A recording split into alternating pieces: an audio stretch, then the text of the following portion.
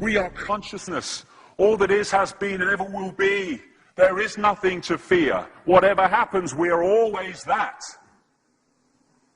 Mind fears because it's programmed to fear. When we're conscious, there's no fear in this. It's a shake of the head. Pathetic. Pathetic. Pathetic. And we need to do this. Compliance. We need to challenge that. Not with violence, not even with aggression.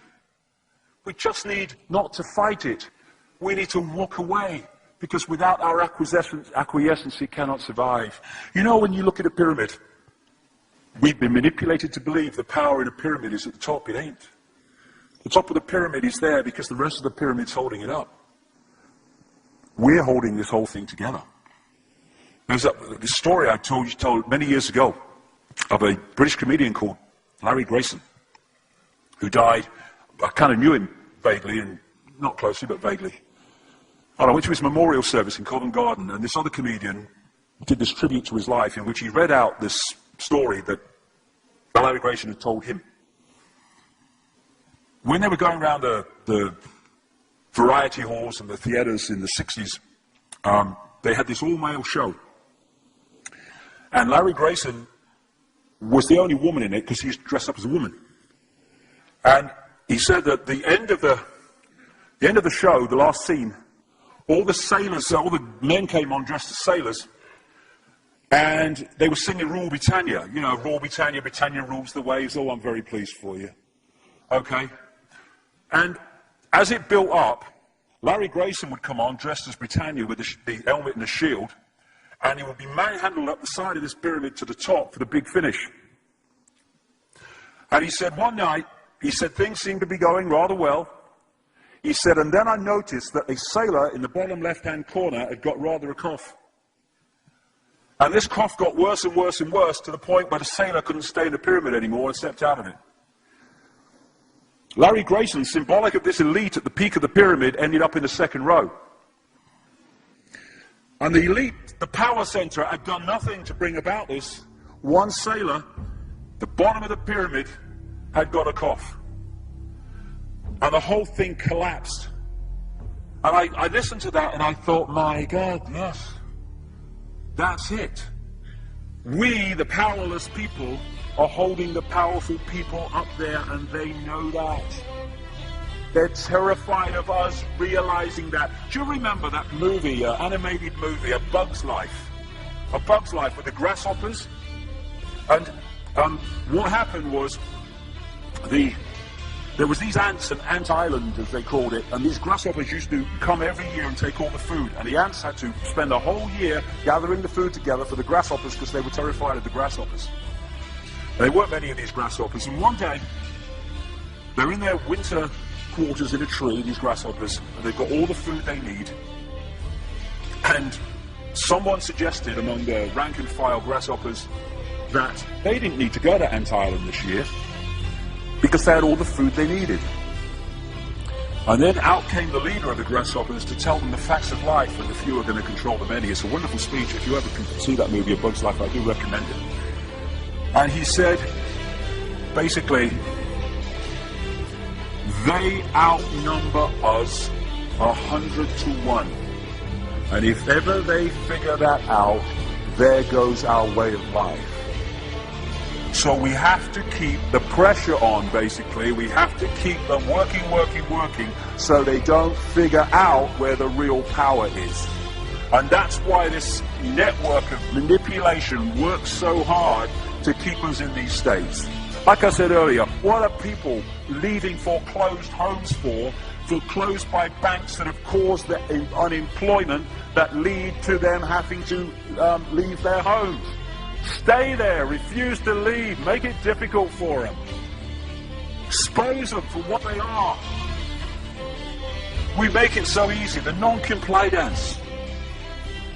No longer will we just do it because we're told to do it. Is it just? Is it right? Okay, I'll do it. Is it unjust? Is it not right? I ain't doing it. We start to make the decisions on what we will and will not do based on our values and not some imposition from the dark suits. These people are gonna give me, grant me, or grant me not my freedom. I'm all that is. You can't grant me freedom. No one can grant me freedom. I am freedom. It's what I am.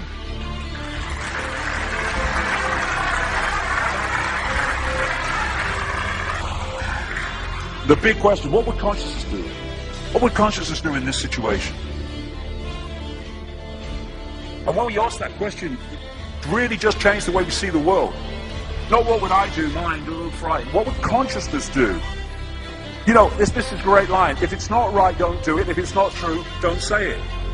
And what would transform this world overnight is if we started doing what we knew to be right in the situations we face, instead of what we think is right for us in the moment.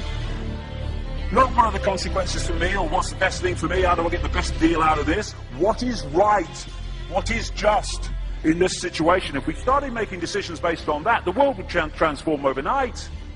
These are very simple things. If we want a world of peace, then we need to be peaceful. We don't need to fight for it. We just need to be peaceful, and we'll bring that about. If we want a world of kindness, we need to be kind, and then it will naturally unfold. We don't fight for kindness. As Martin Luther King said, it's a wonderful saying, piece of oratory. Cowardice asks the question, is it safe? Expediency asks the question, is it politic? Vanity asks the question, is it popular? But consciousness asks the question, is it right?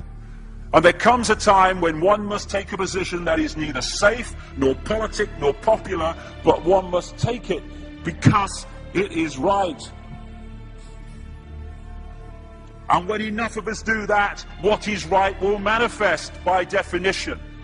And we're in this position now where this vibrational change, this energetic change is taking place, where we can start cracking these eggshells, where we can start becoming the full magnitude of who we are, where we can be consciousness in the now, using mind to experience this reality instead of being governed by it, turning the key to let consciousness in.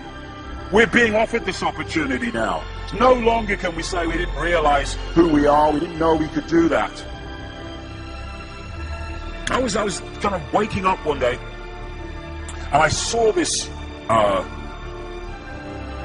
earth imprisoned, and I saw this big lock and a key going in and being turned. I went on the internet just very shortly afterwards. I was looking for a picture, not this one, and that's what I saw. The picture I'd just seen in my half kind of sleep. And that's what we're being offered the chance to do now, to turn the master key, or becoming conscious, that will bring an end to this. It's being given to us, we just need to take it. And to take it, we need to say enough.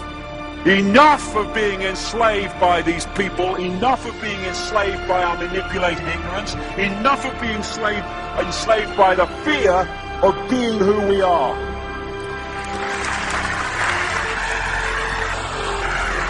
Enough! It is time to fly. It is time to fly. Thank you very much.